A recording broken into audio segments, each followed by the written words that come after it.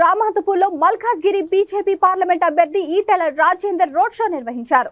ఈటెల రాజేందర్ తో పాటు ఉప్పల్ మాజీ ఎమ్మెల్యేలు బేతి సుభాష్ రెడ్డి, ఎన్వీఎస్ఎస్ ప్రభాకర్, రామహంతపూర్ హబ్సిగూడ కార్పొరేటర్లు రోడ్ షోలో పాల్గొన్నారు. భారీ సంఖ్యలో బీజేపీ నాయకులు, కార్యకర్తలు పాల్గొన్నారు. వారికి తోడుగా భారతీయ జనతా పార్టీ మాజీ శాసనసభ్యులు ఎన్వీఎస్ ప్రభాకర్ గారు, మాజీ శాసనసభ్యులు బేతి సుభాష్ రెడ్డి గారు, వారికి తోడుగా భారతీయ జనతా పార్టీ సీనియర్ నాయకులందరూ కూడా మన రోడ్ షోలో పాల్గొంటా ఉన్నారు. ముందుకు సాగాలి.